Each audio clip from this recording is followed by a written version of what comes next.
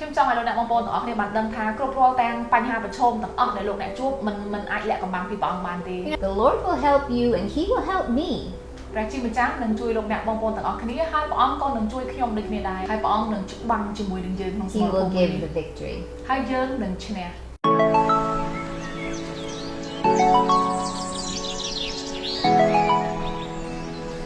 Hi, I'm Cindy. សួស្តីខ្ញុំពីស្រី Today we're going to read Psalm 35 and we're going to look at the first verse. ថ្ងៃនេះយើងនឹងអានទំនុកដំកើងជំពូកទី35ហើយយើងទៅមើលខទី1ទាំងអស់គ្នា It says this. បានចែងថា Contend, Lord, with those who contend with me. Fight against those who fight against me. អោព្រះអង្គម្ចាស់អើយសូមប្រឆាំងអស់អ្នកដែលប្រឆាំងនឹងទូបង្គំសូមតយុទ្ធអស់អ្នកដែលតយុទ្ធនឹងទូបង្គំផង Have you ever struggled?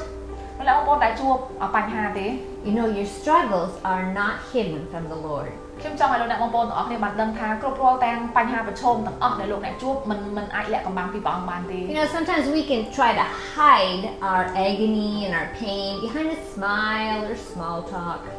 មានពេលជាច្រើនប្រហែលជាលោកអ្នកបងប្អូនហើយបងរួមទាំងខ្ញុំដែរយើងលាក់ជាមួយនឹងទុក្ខលំបាកបញ្ហាអ្វីដែលយើងជួបប្រទះពិតប្រាកដជាមួយនឹងស្នាមញញឹមអូសួរសុខទុក្ខតែចែកលេងធម្មតាមើលពីខាងក្រៅទៅគឺអត់អីសោះ Sometimes we can wear a mask that conceals the anguish of our soul. ហើយពេលខ្លះទៀតយើងស៊ាំរហូតដល់ដូចជាយើងពាក់របាំងមុខមួយអញ្ចឹងដែលបិទបាំងនៅអ្វីទាំងអស់ដែលនៅខាងក្នុងដួងចិត្តរបស់យើង But nothing is hidden from the all-seeing, all-knowing God. ប៉ុន្តែចង់ជម្រាបប្រាប់លោកអ្នកបងប្អូនទាំងអស់គ្នាថាមិនមានអ្វីមួយសោះដែលអាចលាក់កំបាំងពីព្រះនេតរបស់ព្រះជាម្ចាស់នោះទេ Yes, He sees the battle. ព្រះអង្គទ្រង់ពិតជាឃើញសង្គ្រាមដែលលោកអ្នកបងប្អូនកំពុងតែតយុទ្ធ He sees my accuser and He will fight for me. ហើយព្រះអង្គក៏បានមើលឃើញនៅអ្នកដែលចោទប្រកាន់ជីវិតរបស់យើងដាក់បញ្ហាមកក្នុងជីវិតរបស់យើងហើយព្រះអង្គនឹងការពារយើង He's like my big brother who steps in between the relentless playground bully and me. ព្រះអង្គកន្លែងនេះរូបភាពដូចជាបងប្រុសធំរបស់យើងអញ្ចឹងដែលមានគេធ្វើបាបយើងនៅកន្លែងដែលយើងនៅលេងអញ្ចឹងព្រះអង្គនឹងបោះជំហានចូលមកនឹងការពារយើង God is not a pacifist. ព្រះអង្គមិនមែនជាបុគ្គលដែលដូចជាសន្តិនិយម God is interested in my struggles and He reminds me that the weapons He gives me are not normal. ព្រះអង្គទ្រង់ស្រឡាញ់យើងព្រះអង្គខ្វល់ខ្វាយអំពីជីវិតរបស់យើងគ្រប់គ្រងទាំងអ្វីៗទាំងអស់ដែលយើងឆ្លងកាត់ព្រះអង្គឆ្លងកាត់ជាមួយយើងដូច្នេះព្រះអង្គនឹងមិនទុកយើងចោលទេ The weapons I have are spiritual weapons. ហើយចង់រំលឹកថាយើងទាំងអស់គ្នាមានអាវុធនៅក្នុងវិញ្ញាណរបស់យើងដែលយើងអាចតយុទ្ធបានដូចគ្នាដែរ Because I'm not fighting against flesh and blood or people. ពីព្រោះថាយើងមិនមែនកំពុងតែធ្វើសង្គ្រាមជាមួយនឹងរូបកាយជាមួយនឹងសាច់ឈាមទេ But Ephesians 6:12 says I'm fighting against principalities and powers and spiritual forces of wickedness. ប៉ុន្តែដោយព្រះគម្ពីរអេភេសូបានចែងថាយើងទាំងអស់គ្នាកំពុងតែប្រឈមមុខនឹងសមរភូមិខាងវិញ្ញាណអញ្ចឹងមានជាមួយនឹងអ្នកដែលកាន់អំណាចមេពួកវិញ្ញាណអាក្រក់ផ្សេងៗដែលវាកំពុងតែមានជាមួយនឹងសង្គ្រាមជាមួយនឹងយើង You know, Joshua was helped in the battle. ឧទាហរណ៍ដូចជាលោកយូស្វេនៅពេលដែលគាត់ទៅសង្គ្រាម In Joshua 5:13 to 15, you should read it. នៅក្នុងជំពូក5ខ13ដល់ខ15លោកអ្នកអាចអានបាន And it says that he was helped by the captain of the host of the Lord.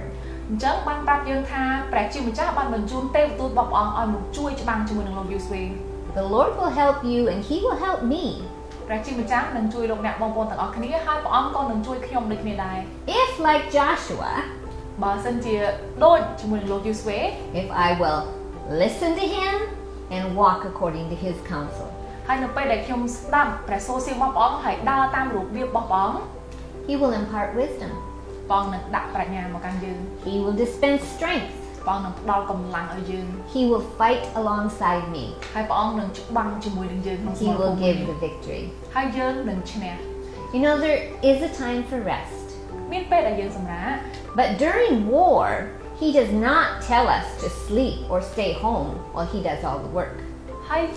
ប៉ុន្តែនៅពេលដែលយើងទៅច្បាំងក្នុងសមរភូមិព្រះអង្គនឹងមិនប្រាប់យើងថាអូនៅផ្ទះសម្រាកគេង He calls us to be workers together with Him. ព្រះអង្គបានត្រាស់ហៅយើងឲ្យយើងខ្លាយទៅជាវីរៈជនមេទ័ពជាមួយនឹងព្រះអង្គចូលច្បាំងជាមួយនឹងព្រះអង្គ He shares the yoke with me and He shares His victory with me. យើងទៅជាមួយនឹងនំរបស់ព្រះអង្គហើយជ័យជំនះរបស់ព្រះអង្គក៏ជាជ័យជំនះរបស់យើងដូចគ្នាដែរ So we should not give up. I should not give up. You should not give up. ខ្ញុំមិនគួរបោះបង់ចោលទេហើយលោកអ្នកបងប្អូនមិនគួរបោះបង់ចោលទេយើងទាំងអស់គ្នាមិនគួរបោះបង់ចោលទេ Don't turn back. Don't run from the battle. កុំងាកក្រោយកុំរត់ចោលសមរភូមិ God fights for me, and with me, He fights for you and with you. ព្រះអង្គទ្រង់ច្បាំងជំនួសខ្ញុំហើយព្រះអង្គច្បាំងជាមួយខ្ញុំព្រះអង្គក៏ច្បាំងជំនួសលោកអ្នកហើយព្រះអង្គក៏ច្បាំងជាមួយលោកអ្នកបងប្អូនទាំងអស់គ្នាដែរ The battle's real.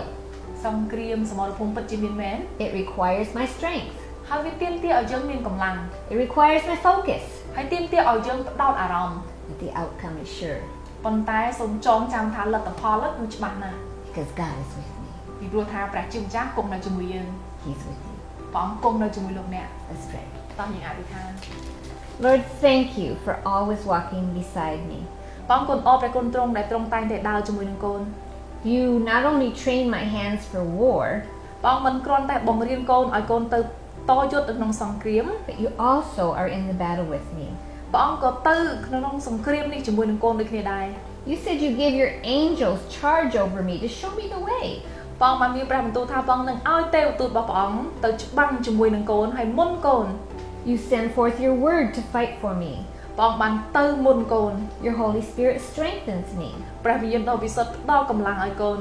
You are for me. ព្រះអង្គសម្រាប់កូន Who dares to be against me? តើមានអ្នកណាដែលហ៊ានប្រឆាំងទាស់នឹងកូន You chose a shepherd boy named David to kill a giant. ព្រះអង្គបានរើសយុវជនខ្វៀលជាម្នាក់ឈ្មោះថាដាវីតដើម្បីឲ្យទៅច្បាំងជាមួយនឹងយក្ស You sent an orphan girl named Esther to save a nation. ព្រះបានជ្រើសរើសស្ត្រីកំព្រាម្នាក់ឈ្មោះថានាងអេស្ទើដើម្បីឲ្យសង្គ្រោះប្រជាជាតិមួយ You sent a simple farmer named Gideon to defeat an unrelenting army. ព្រះបានរើសយកបុរសកសិករម្នាក់ឈ្មោះលោកគីឌៀនដើម្បីឲ្យទៅដឹកនាំទ័ពច្បាំងឈ្នះ You sent the prophetess Deborah to lead an army. ព្រះអង្គបានជ្រើសរើសព្យាការីដេបូរ៉ាដើម្បីឲ្យទៅច្បាំងនៅក្នុងសង្គ្រាមដូចគ្នាដែរ And you used a group of fishermen, tax collectors, and doubters to change the course of this world. ហើយព្រះអង្គបានជ្រើសរើសយកសាវករបស់ព្រះអង្គជាមនុស្សធម្មតាជាអ្នកនេសាទត្រីជាអ្នកទាបពន្ធមនុស្សដែលសង្គមមិនឲ្យតម្លៃប៉ុន្តែព្រះអង្គបានរើសគេហើយគេបានក្លាយទៅជាមនុស្សដែលបំផ្លាស់បំប្រែពិភពលោក Thank you, Lord. It's not my strength that brings victory, អរព្រះគុណព្រះអង្គដែលមិនមែនជាកម្លាំងរបស់កូនក្នុងការទៅធ្វើកិច្ចការទាំងអស់នេះ but it's you. ប៉ុន្តែជាព្រះអង្គ You contend with my enemies, and you fight for me. ព្រះអង្គមិនសពប្រហាតីនឹងមានសត្រូវរបស់កូនហើយព្រះអង្គច្បាំងជំនួសកូន Thank you. កូនអរគុណព្រះអង្គ Amen. អាមែន